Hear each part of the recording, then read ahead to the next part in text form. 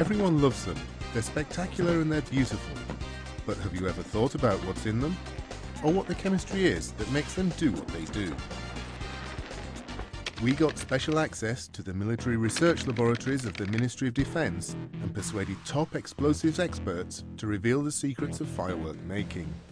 These scientists will show us how they make controlled explosions and how fireworks get their colours, sparks and whistles.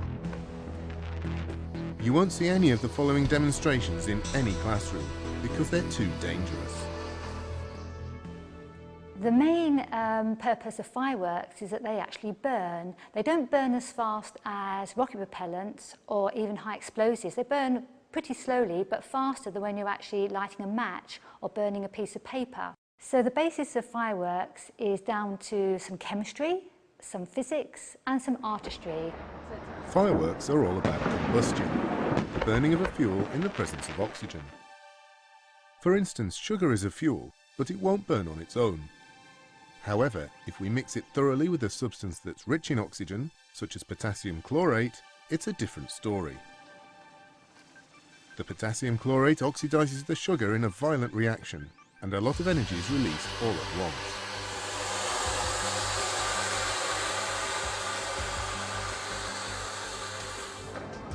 Of course, fireworks don't use sugar. They have charcoal as their fuel source.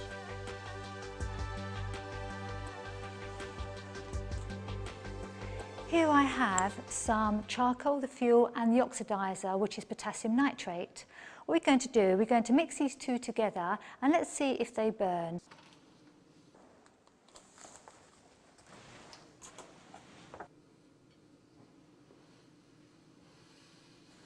As you can see, it's trying to burn, but the reaction is very, very slow and it's actually gone out now. So this fuel and oxidizer doesn't actually burn. What we need to add to this fuel and oxidizer is another ingredient, and the third ingredient is called sulfur. When we ignite this charcoal, potassium nitrate and sulfur mix, the sulfur will melt, pulling the two powders together and lowering the ignition temperature. Result: the mixture here, known in the trade as a composition, ignites very quickly. The burn rate is very fast and a lot of smoke and heat is produced. This composition is the basis of all fireworks and is better known as gunpowder. So that's the basis of fireworks. But how do we get the spectacular effects we all love to see? The answer is, of course, chemistry. For instance, we can change the colour of our firework by adding a metal salt. When a red colour is needed, a compound containing strontium is added to the composition. A copper salt gives a green colour, while sodium gives an orangey yellow, and so on. As well as the pretty colours, we can also make coloured smoke by adding another ingredient to our basic composition. This is a smoke bomb. This smoke bomb will self-destruct in 15 seconds.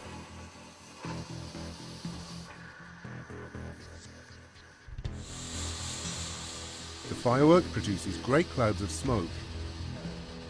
And again, the colour can be changed by adding a metal salt. Another type of effect we can have in a firework is to add metal powder. Here I have some aluminium, and this aluminium is inside this firework. What happens is that when the firework actually burns, it shoots out hot gases.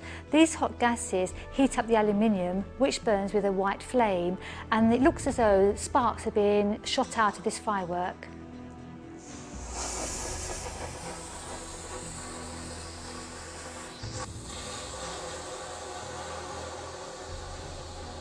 But fireworks aren't just about the visuals.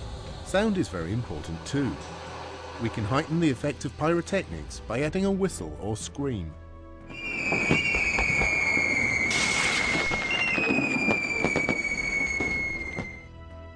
This is a whistling composition. The way it works is that the fuse ignites a composition inside this cardboard tube. And as the composition is burning away, on the surface the small crystals are exploding. This causes the tube to vibrate and you get the whistle sound. The reaction is so fierce that the sound waves produced are spectacularly loud and piercing.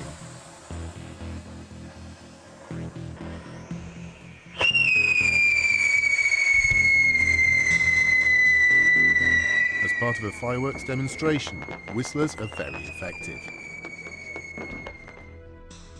So far, everything we've looked at is ground-based or static. But think fireworks and you immediately think of rockets racing into the sky. So how does that work? Jackie's colleague Alex Contini explains. We've got a fake rocket here that just shows you how it's actually made inside. So you have a cardboard tube containing the lift composition. Inside the rocket is a charge of gunpowder, which is hollowed out in the centre to allow downward thrust from the hot gases as they burn. The rocket is stabilised by a fin, or wooden stick to you or me, at the base. A basic rocket like this is simply a delivery mechanism for whichever effect we want to get up into the sky.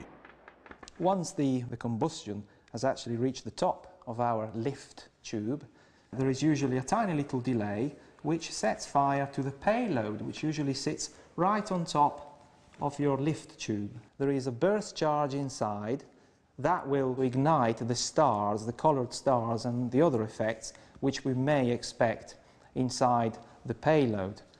So we might get a burst of blue or a burst of green. As we can see, gunpowder burns very fiercely.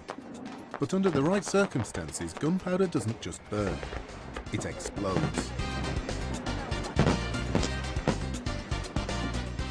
What we've prepared here is a small cardboard container with 1.5 grams of gunpowder. You've seen the combustion of 1.5 grams of gunpowder unconfined. Let's have a look at what happens when we give it some degree of confinement. The way we can ignite our charge is by means of a small electrical igniter. The charge, which we can see here inside the cardboard tube, is set off by passing a tiny electric current through the gunpowder. If I just connect the terminals and close the lid of the box, we are ready to try out. Right, I'm going to connect the red terminal to the red terminal. Stand by, firing now.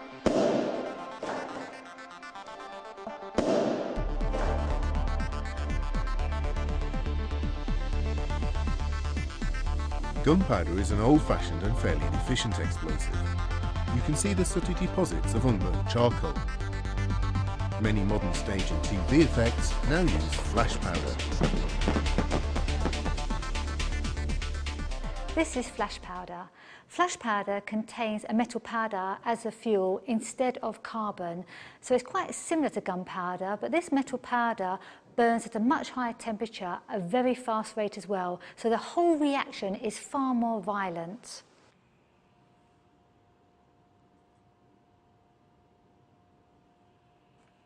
Firstly, I need this stick so that I'm away from the actual ignition, because it's been very, very hot and very fast.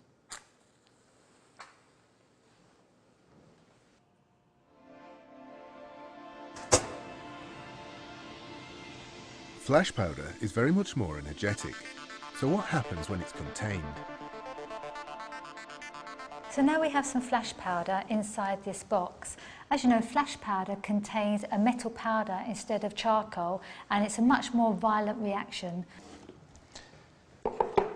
Right.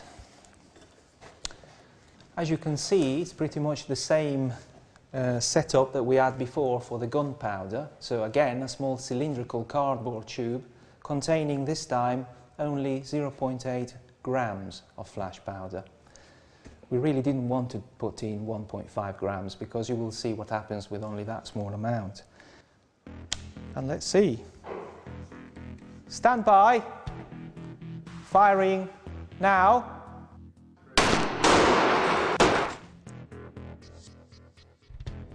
To prove that the scientists really knew their stuff, we challenged them to dissect a rocket and predict what an identical rocket might do when ignited. Alex starts on the nose cone. He has to be very careful, as excess heat from the friction of the saw could ignite the firework. Will he be able to work out what's in there? This is something that's totally illegal outside of this lab, and quite rightly. Dismantling fireworks is hugely dangerous. Do not do this at home. Ever. Just pour out a bit of this mixture you can see, in fact, that what you have is quite a high number of these pellets, and they are literally swimming in a greyish powder which is known as burst charge. Once that's lit, of course, the stars will be lit, explosion, these will be lit sequentially and get the full effect.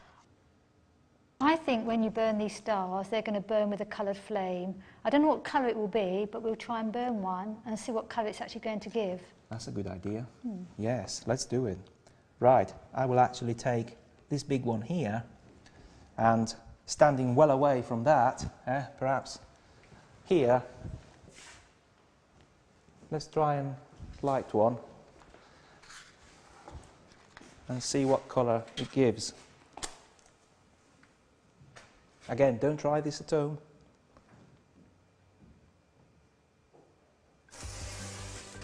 Well, Red. I saw red. So that means that it contains that metal salt containing strontium, and they probably will all burn with a red flame. Right, so look what we've got here. We've got tiny cardboard tubes with some priming composition. Now, a priming composition is something which ignites very easily from the burst charge.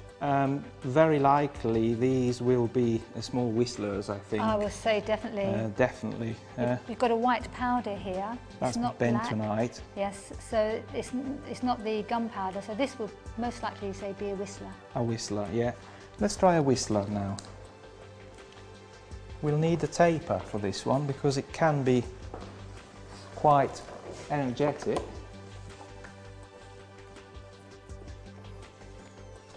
So we're going to distance ourselves a bit, since we don't know what effect this little fella will produce when it's down on the ground rather than up in the sky.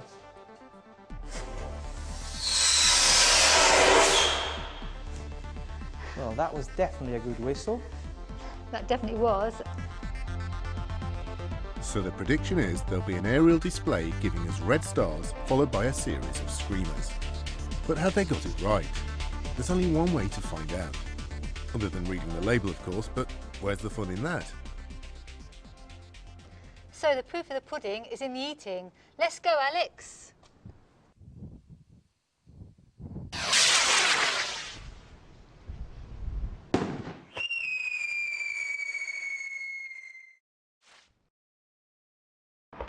Spot on. The rocket behaves exactly as planned, right down to the screamers. There's no doubt that Jackie and Alex know what they're doing, and they've had years of experience handling these sorts of materials. Fireworks are undoubtedly fun, but to keep them that way, please enjoy them responsibly, or the consequences could be tragic.